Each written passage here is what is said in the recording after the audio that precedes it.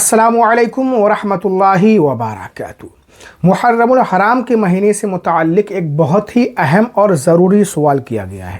سوال یہ ہے کہ محرم شریف کے مہینے میں 1 محرم سے لے کے 10 محرم تک اور خاص کر 10 محرم الحرام کو گوشت، انڈا، مچھلی، مرغا وغیرہ کھانا جائز ہے یا نہیں؟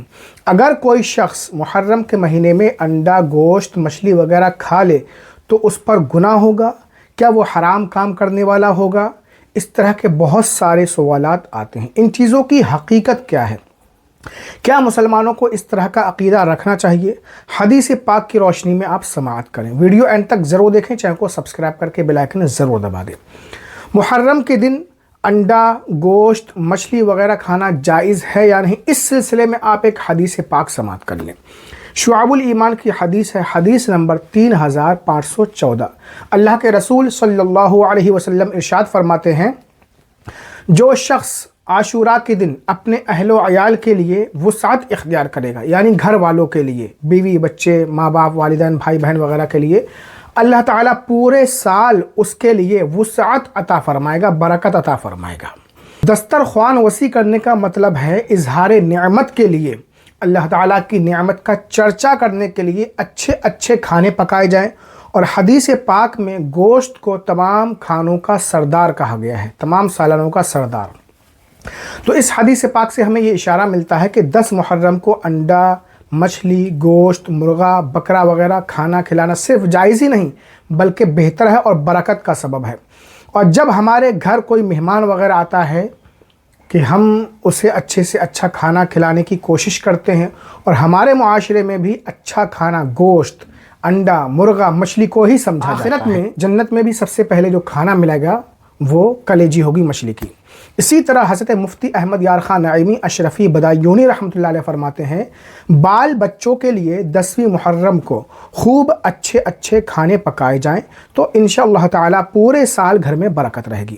اور ایک اصول یاد رکھیں، جس چیز کا کھانا پینا اسلام میں حرام ہے وہ ہمیشہ کے لیے حرام رہے گی، جیسے مردار، خنزیر کا گوشت، شراب وغیرہ۔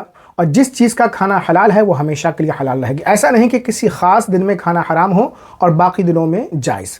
حلال جانوروں کا کھانا، یعنی حلال جانوروں کا گوشت، مچھلی، انڈا وغیرہ اسلام میں جائز ہے، حلال ہے، تو یہ ہمیشہ کے لیے حلال رہے گا، چاہے وہ محرم کا مہینہ ہو یا کوئی اور دوسرا۔ اور اسلام میں جو چیزیں جائز ہیں، حلال ہیں، اگر کوئی مسلمان ان کو ناجائز اور حرام سمجھے، ایسا عقیدہ رکھے، تو ایمان جانے کا خطرہ ہو جائے گا۔ لیکن خرافات ایسے یاد ہو جاتی ہیں جیسے رٹ کر سبق یاد کرایا گیا ہو۔ اسی وجہ سے علامہ اقبال فرماتے ہیں، حقیقت خرافات میں کھو گئی اور یہ امت روایات میں کھو گئی۔ آج لوگوں کا حال یہی ہے، شریعت میں کیا ہے یہ جاننے کی بالکل کوشش نہیں کرتے ہیں۔ ہاں، رسم و رواج پر عمل کرنا ان کے لیے بے حد ضروری۔ شادیاں میں دیکھ لیجئے آپ، جتنے بھی رسم و رواج ہیں ناجائز و حرام کھلم کھلا کیے جاتے ہیں، لیکن شریعت کے مطابق بہت ہی کم لوگ، گنے چنے لوگ عمل کرتے ہیں۔ اچھا، کچھ لوگ یہ کہتے ہیں کہ ہمارے باپ دادا بڑے بوڑھے محرم میں یہ سب کام نہیں کرتے تھے، تو کیا وہ لوگ پاگل تھے؟ تو یہ تو ایسا ہی ہو گیا۔ جب نبی کریم صلی اللہ علیہ وسلم نے کفار مکہ کو دین کی دعوت دی تھی تو انہوں نے کہا، ہم اپنے باپ دادا کے دین کو کس طرح چھوڑ سکتے ہیں؟ کیا وہ غلط تھے؟ تو اس طرح کی باتیں کہنا، سوچنا، ان پر عقیدہ رکھنا، یہ سب بے وقوفی، جہالت، نادانی، گمراہی، دین سے دوری کا سبب ہے۔ اللہ رب العزت ہمیں ہر طرح کی غلط رسموں سے بچنے کی توفیق عطا فرمائے اور صراط مستقیم پر چلائے۔ السلام علیکم ورحمۃ اللہ وبرکاتہ۔